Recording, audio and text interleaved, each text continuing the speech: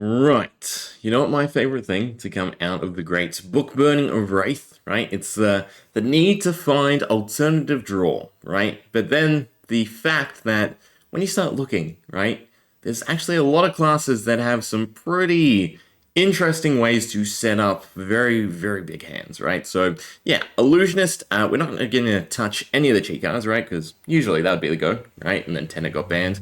But instead, we're gonna make use of levels of alignment and phantasmal symbiosis. So this is when this attacks, name a card. Cards with that name are illusionist until the end of the turn. So using phantasmal symbiosis, we can make levels of alignment a illusionist card, which will come into play in just a second, right? But a few things about phantasmal symbiosis, right? It doesn't have go again, so we need some way to give it go again or generate an action point, hence lead the charge or the Snapdragon Scalers. You also use Dreamweaver, right, to get around the Phantasm proc.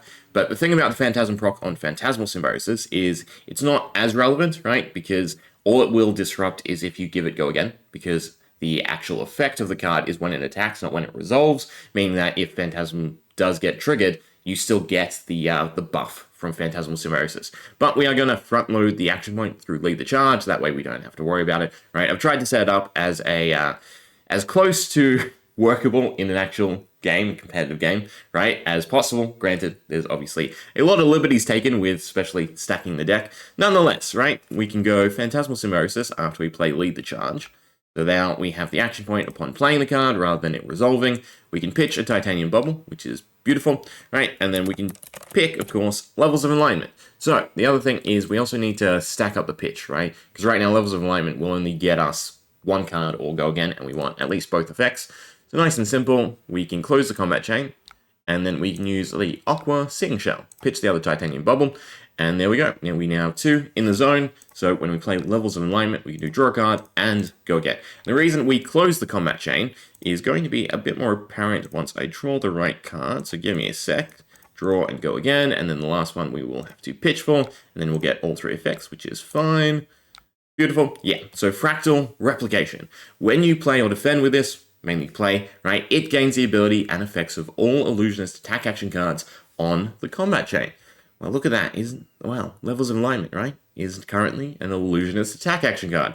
So yeah, each Fractal Replication now has 3 levels of alignment in it, if that makes sense, right? So it will draw 3 cards, it will get +6, it will have go again, right? So yeah, beautiful. That's also why we close the chain, because if we left Phantasmal Symbiosis on there, then Fractal Replication would also pick up the Phantasm, which would allow our opponent chances to counterplay. And obviously, we want to draw without any way for our opponent to really intervene. Hence levels, right? And the draw on attacking rather than draw on hit. But we can now play Fractal Replication. And I think Teleshare is a little bit unsure on how to handle Fractal Replication, but technically we should get 3 cards at the moment, right?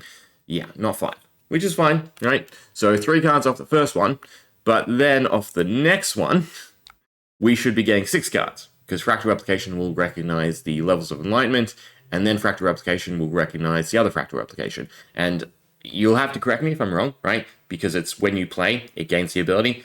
It should still be the same instance, right? Because it's still the step where you're playing Fractal Replication, that it gains Fractal Replication, which then gains the extra levels of alignment, right?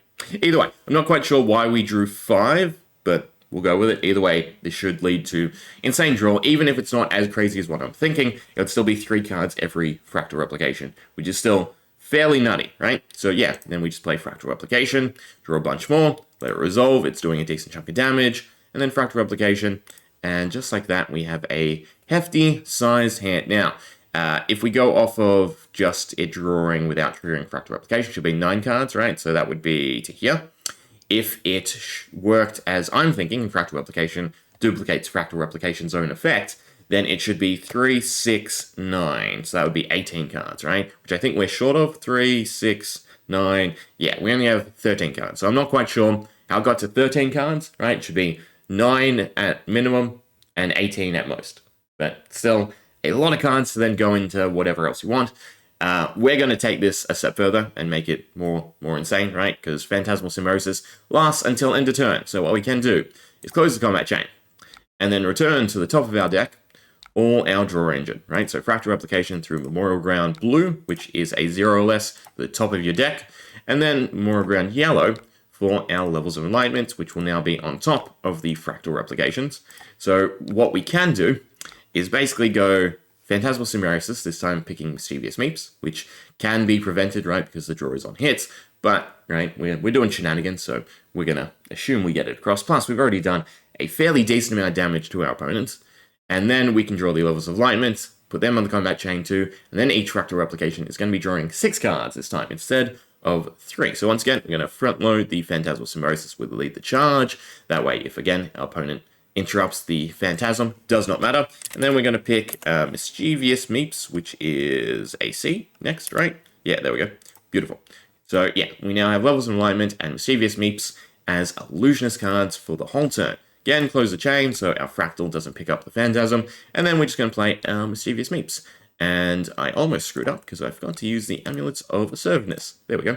Right, to get us our 3 extra cards. Granted, we don't need the 3 extra cards. The Mischievous Meeps would have drew into the levels of alignment, then, continue to draw into the levels of alignment, and then eventually the fractal replication. Right? I'm just doing it for extra hand size, right? So another Mischievous Meeps. Pitch this time. Hits. Draw a card. Go into another Mischievous Meeps. Pass. And then we can go into the 3 levels of enlightenment. So there's our first card, our second card after pitching, and finally our 3rd or 6th card, right? So now each fractal replication, at minimum, should be drawing 6 cards, and at most it should go 6, 12, 18 for 36 cards in total. I think, again, it's going to land somewhere in between, right? So fractal replication, and 3 from the levels of enlightenment, and then once it hits, we get ourselves our 3 extra cards. Although I think, how many did draw? Drew 4 again, didn't it? Right? Weirdly. Off them, and then 4 off of the Mischievous Meep. So, yeah, I'm not quite sure why it's drawing 1 extra set of cards and then not drawing the extra set of cards. It's still a lot of cards, regardless of however many. Again, it's either going to be 18 or it's going to be 36. So, still a lot of cards to then go into something. How many do we get? 3, 6, 9, 12, 15, 18. So that should be in stop 1. So, yeah, somehow we got 21 out of that. Somewhere between the 18 and 36. But what can we do? Well, I think we're gonna try and go into some 3 visit shenanigans, because why not, right? So we have cash outs, we have some instant auras, and what we're actually gonna do is, even though it's not cheap, we're still gonna play the manifestations of Miragai, right? Pitch the blue, since that leads into 3 visits anyway. But what we can do is use Restless Coalescence to now get us extra tokens, right? So we play Restless Coalescence, we pick a manifestation. Just 1 will do. Yeah, just 1 will do. Right. Then another Restless Coalescence. Grab another counter. Pass. And then basically, this is the most efficient that you can generate tokens to cash out as Illusionist. So through paying 3, we've generated 3 tokens, right? We have the manifestations, we have the Restless Coalescence, and then we have the actual token from proccing the Restless Coalescence, and that is the wrong one to click. I should probably just close the chain. I don't need the cards anyway, right? There we go. So instance and instance. So now, if we were to cash out already, we'd have 9 silver tokens, which is fairly decent, again, for stacking up 3 visits, but we can go a bit further, right? So we can do Prismatic Shield, although I'm going to run out of bubbles, aren't I? Yeah. It's fine, right? So Prismatic Shield is the same ratio. 1 card for, or I should say, cost 3 for 3 Spectral Shields, but in this case, it's 1 card instead of 2 cards, right? So Prismatic Shield, Titanium Bubble, 1 more time, and then we still have 3 bubbles for the 3 visits. I think that's fine, right? No, because we'll end up, we'll just do that anyway, right? Then we can go cash out, and we can hit the Aqua Seeing Shell, since it stays until start next turn, get rid of the Calming Cloak, get rid of the Dreamweavers, get rid of the Snapdragon Scalers, and then get rid of everything else, right? And that will net us a whole ton of silver, and it doesn't actually matter, because I can only play 3 visits, right? Because I forgot any counter generation to actually allow us to then swing 3 visit into the other. It's still going to be a fairly big 3 visit, right? Because I will have 20-some silver now to burn through, right? How much? 22. Beautiful, right? So then we can proc all the silver, and I'm just going to draw Titanium Bubbles, so don't worry, I'm not going to make you all watch this. Oops. I actually drew through the entire deck, right? How many cards do we start with? I feel like it was 70 or 65, something in there. Should have made an 80 card deck. It's fine, right? We have plenty of pitch, right? So yeah, then we can put 3 visits into play, and we have exactly 1 to swing with it. Beautiful. So we're 3 visiting for 90 damage. That's not bad, right? Again, I'm pretty sure our opponent would have been KO'd just from the draw shenanigans of chaining together the levels of alignment, and the fractal replications, and then the mischievous meats, right? And even if not, you could just do, the fractal replications from the levels of alignment into something else, right? With 9 cards, with the 9 cards, and still done something decent to your opponent. But nonetheless, how much damage did we do in total? We did 188, right? That's not bad for a combo. The draw is the main aspect that I want to show off, right? So yeah, Phantasmal Symbiosis, and God, I really love this card, right? Again, depending on what they print in the generic slot, Fractal Replication can just get pretty nutty. Yeah, hope you enjoyed. See ya.